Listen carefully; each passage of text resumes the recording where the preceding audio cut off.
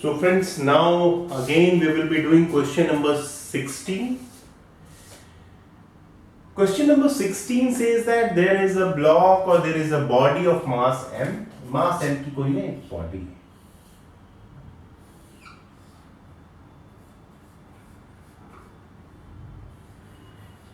मास m की एक body है और वो ना v वेलोसिटी से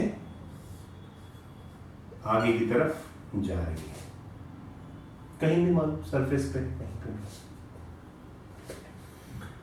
तो बोला how much work should be done, how much अच्छा कांस्टेंट है, वेलोसिटी क्या है, कांस्टेंट है, क्या है, constant. How much work should be done, ये शुड इसलिए लिखा है, आसानी से लिखा जाता है, to stop the body. Stop मतलब कोई भी आगे ना बढ़े, वेलोसिटी इसकी जीरो हो जाए. एक बात ने इसमें बहुत काम की है, क्या कि वेलोसिटी ना कांस्टेंट है.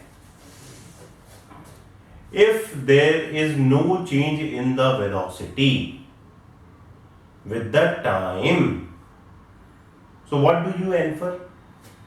आपको क्या समझ में आता है इस बात से कि वेलोसिटी चेंज नहीं हो रही है टाइम के साथ? That means what? That means what? There is questions को ना पढ़ के जरा सा आप लोग एक्सप्लेन करना सीखें और उसका inherent point, there is no acceleration. Velocity constant means there is no acceleration. And if there is no acceleration, that means there is no force. इस बॉडी के ऊपर बाहर से कोई भी फोर्स नहीं लग रहा है.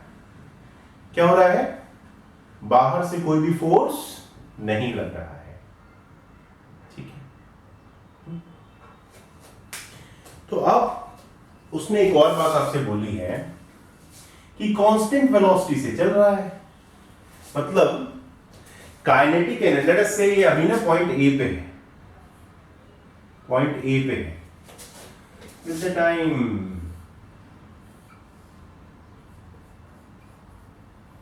पॉइंट बी पे पहुंच जाता है, तब भी इसकी वेलोसिटी v ही है और मास m ही है. अगर कांस्टेंट वेलोसिटी चल रहा है तो विद द टाइम जहां पे भी पहुंच जाए उसकी वेलोसिटी वही रहने वाली है. तो काइनेटिक एनर्जी निकाल दो जरा भाई. क्या है शुरू में? Kinetic energy K into E, that is what? Half of m into v square. यही होती है ना, हाफ एम वी स्क्वायर होती है. अब ना एक वर्क एनर्जी थ्योरम आपकी क्या थी?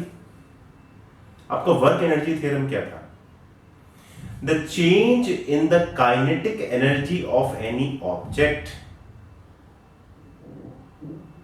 the change in the, especially obviously without not an influence of any external force, कोई बाहर से कोई फोर्स नहीं लग रहा है, कांस्टेंट वेलोसिटी से भाई जा रहा है.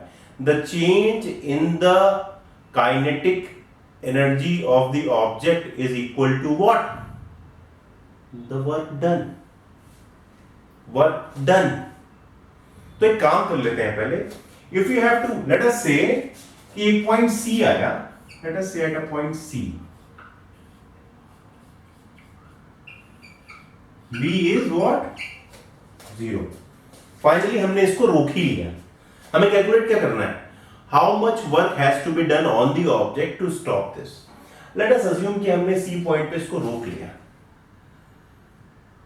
तो आपको अगर वर्क डन टोटल निकालना है तो आपको क्या निकालना है? Change in the kinetic energy. Change in the kinetic energy. So what is delta? Capital के कैपिटल ई. डेल्टा के, डेल्टा मतलब चेंज. ये याद रखेंगे, आपको काम आएगा आगे भी. ठीक है. Delta means change in kinetic energy. क्या होगा? Kinetic energy final minus kinetic energy initial. यही तो होता है भाई, फाइनल माइनस इनिशियल। फाइनल की क्या स्थिति है? हाफ ऑफ m इंटू 0 का होल स्क्वायर। रोक दिया हमने, कुछ बचा ही नहीं उसमें वेलोसिटी में। माइनस इनिशियल क्या है? Half of m into v square. क्या है? Minus half M V square. आपको काम कितना करना पड़ेगा? Which is equal to what? Which is equal to work done. बाहर से जितना काम होगा उसके बराबर ही होता है। किसके बराबर? डेल्टा के ई के।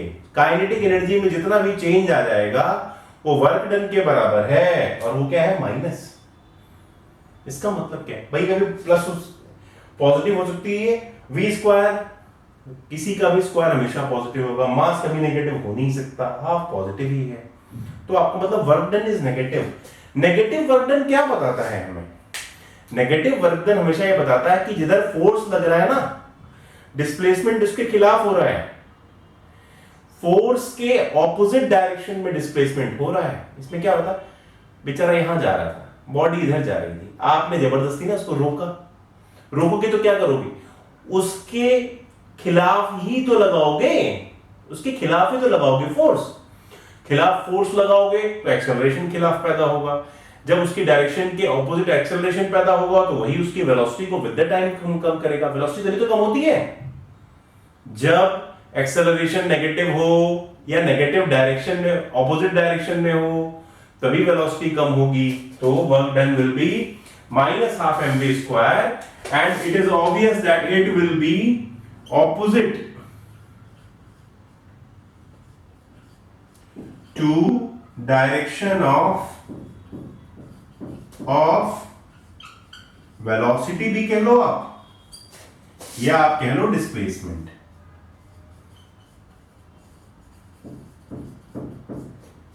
दोनों के खिलाफ रहा साहब ये। वेलोसिटी और डिस्प्लेसमेंट दोनों के खिलाफ ही आपने फोर्स लगाया, मतलब वर्क डन किया।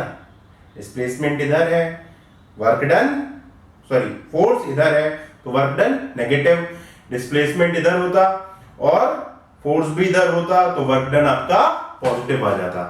सो thank you, please keep on watching Prerna tutorials, keep on subscribing and referring to your friends. Thank you.